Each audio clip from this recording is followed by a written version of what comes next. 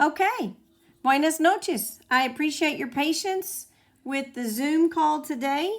And so what I want to do right now is go over the object pronouns that we talked about a little bit today. I repeat that the subject pronouns that you already know, yo is I and tu is you. Those are all the subjects of the sentence because they are the subject we're talking about. If I say the game was good, I'm talking about the game.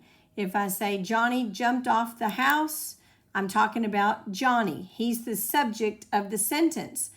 But we also have object pronouns. And the first ones we're going to talk about today are direct object pronouns. And they are called that. I don't know if your English teacher ever said these words to you. I don't remember mine saying it. But the direct object tells who or what receives the direct action of the verb. It's directly affected by the verb. And the way you can figure out what the direct object is to look to the verb. It says, I need a calculator. What do I need or what is needed? It's a calculator. Guys, if it's an object, it's going to be a noun. We write papers. What is written or what do we write? Papers. It's your direct object. They play soccer. What do they play or what is played? Soccer. These things are all directly affected by the verb. He loves Lucy. Who does he love? Who is loved? Lucy. Oh, I forgot to write Lucy right there. Let me put that in for you. Lucy. So it can be a person or it can be an object. It just depends. I went ahead and did a couple for you in Spanish. This first one says, Yo como tacos de barbacoa. I eat barbecue tacos. What do I eat? Barbecue tacos. That's a direct object. He buys a car. Él compra un carro. ¿Qué compra? Un carro. That makes it a direct object. Now, you and I are not going to use direct object nouns all day. I'm not going to say, we played soccer at the park, we played soccer with our friends. I'm going to change that to we played soccer at the park, or we played it with our friends. I'm going to use it in place of that. So if you go and look down here, in English we have object pronouns to replace our direct object nouns, and we have that same thing in Spanish. Let me give you an example. Well, here's some examples here.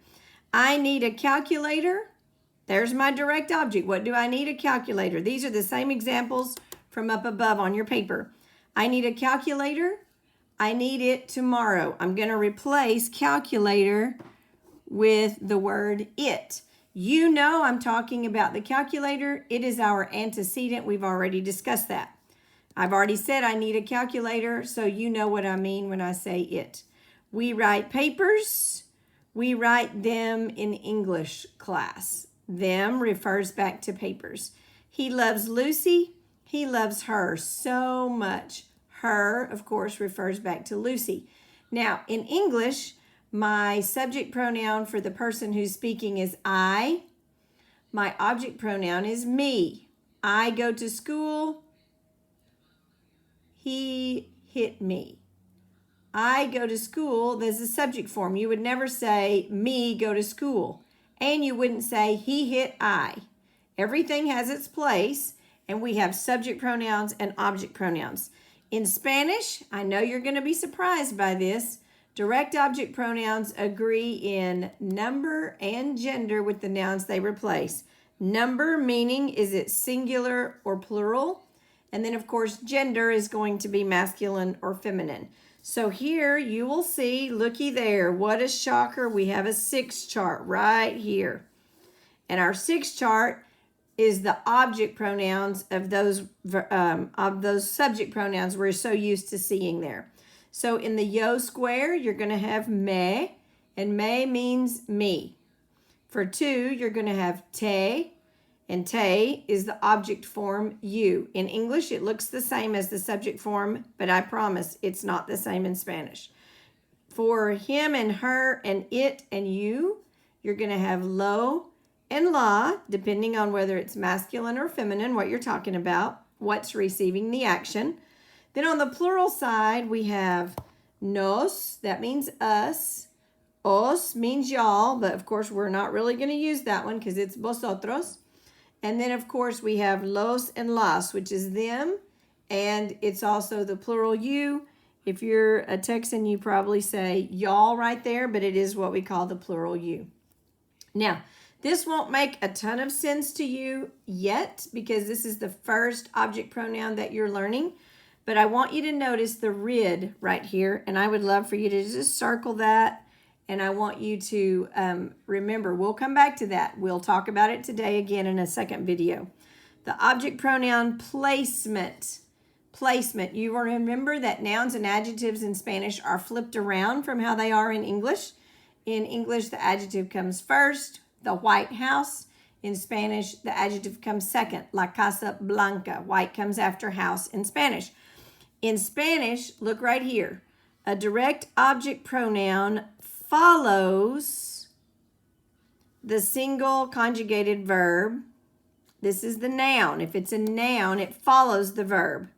But a direct object pronoun, when we replace that noun with the pronoun, it comes before the single conjugated verb. So let's look at an example right here. Yo como tacos de barbacoa. I eat barbecue tacos. This is our example for this. There's the noun, and it's coming after the verb, right? It's coming after the verb. Notice I wrote it over here for you. This is exactly as if I were telling you in class. Then I say, oh, ¿dónde los comes tú? Where do you eat them? Notice two things here. The first one is that tacos right here is masculine plural. So I have to replace it. I'm going to look at my chart up here and say, oh, snap. Okay, well, it's plural, so I'm going to look on my plural side. Obviously, it's not person, so I'm going to go down here to los. So I'm going to replace tacos with them, los. And now notice, here's the verb in this one, and we have now put the pronoun before the verb. If it's the noun, it comes after the verb. If it's the pronoun, it comes before the verb. Then down here it says, ¿Cuándo haces la tarea tú? When do you do your homework? I repeat, here's the verb, and here is my direct object that's a noun, okay? It follows your verb. But then this sentence says, yo la hago cuando llego a mi casa. I do it when I arrive home. So hago is my verb, and now here's my object pronoun la. Why did I choose la? Well, I can look right here and clearly see that tarea is feminine singular. Up here, I can clearly say that tacos is plural masculine. So I do it when I arrive home. And once again, that direct object pronoun is in front of the verb. The verb's over here. The verb is right here, but it comes in front of it. This is another verb, not the one we're talking about. Okay? Very good. Let me get to the second page on this page of the direct objects. Okay. This says when an infinitive follows a conjugated verb. Okay, guys. Listen to what that says. When an infinitive, which is a verb, remember a verb in its most basic form. When an infinitive follows a conjugated verb. If you have two verbs together, that's a two-verb construction, right? The direct object pronoun can be placed either before the conjugated verb or attached to the end of the verb phrase. The placement doesn't change the meaning, and I give you both of them because you will hear them both used commonly. So let me tell you the way I have taught my students to remember that. If you only have one verb, you have one option of where to put it, and that is before the conjugated verb.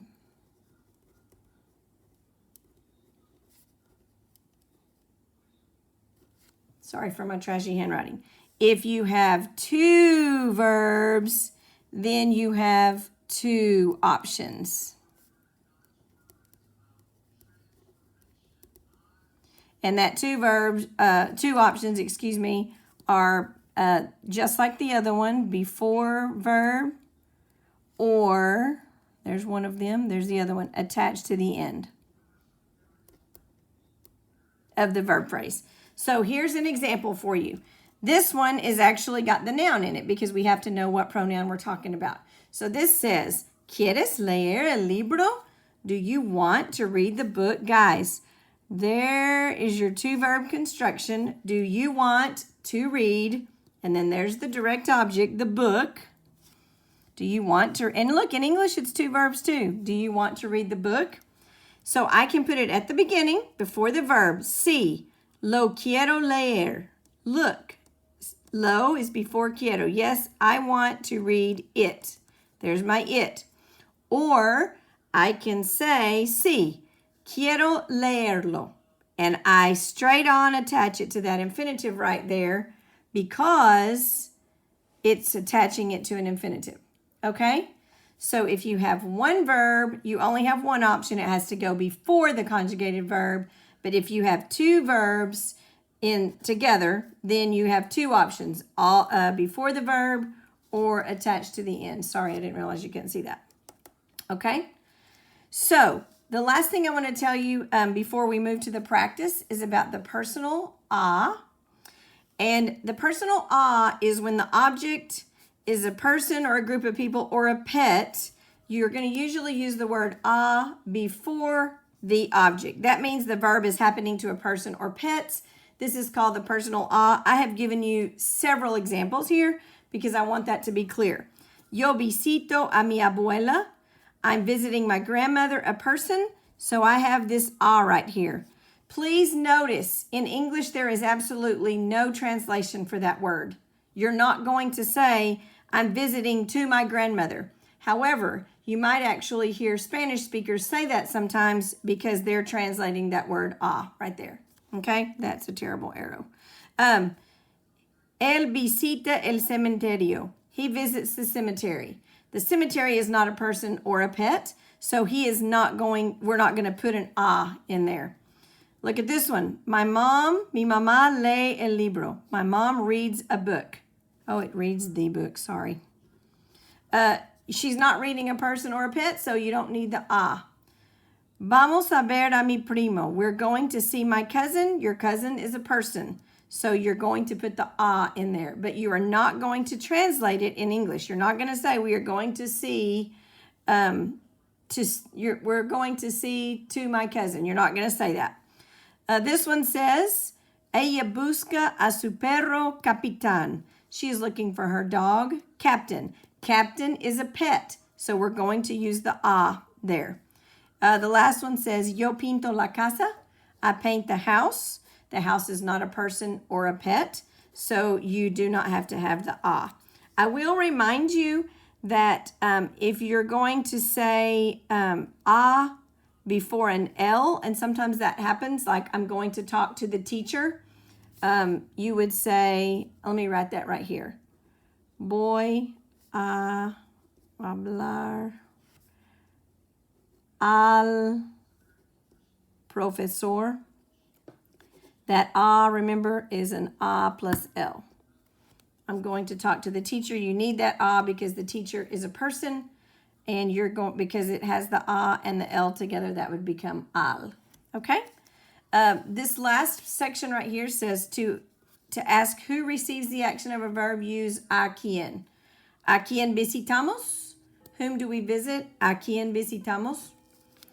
And then the last section is your practice for this particular pronoun, object pronouns. These are direct objects. So I want to talk to you about those. Let me see if I can't pull up as if it were technology, right? So I'm going to be referring back to page 1 to this 6 chart right here, if you want to have yours handy there. So I'm going to look. It says, en la clase de español, necesito mi diccionario. In Spanish class, I need my dictionary, but I don't have it. So I'm going to look at my 6 chart. It's singular because it's just one dictionary. I am not the dictionary. You are not the dictionary. I want to use it. So I'm going to choose between lo and la. I look at dictionary. It ends with an O. I know that's masculine, so I'm going to put lo right here. Okay?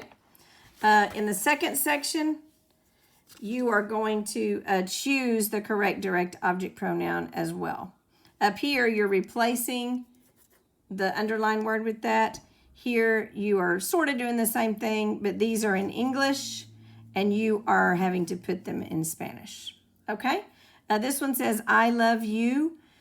To me, some of these are the hardest ones because you see the yo here, and so you want to put may in the blank. But notice it says, I love you. We're replacing it, you. And so I look at my 6 chart right here. I find you, and it says te. So I'm going to put yo te amo. Please notice I only have one verb, amo. So I have to put my object pronoun before the verb. Thank you so much for your attention. I'm going to do indirect objects next, which is the second part of the pages that you have. Take care.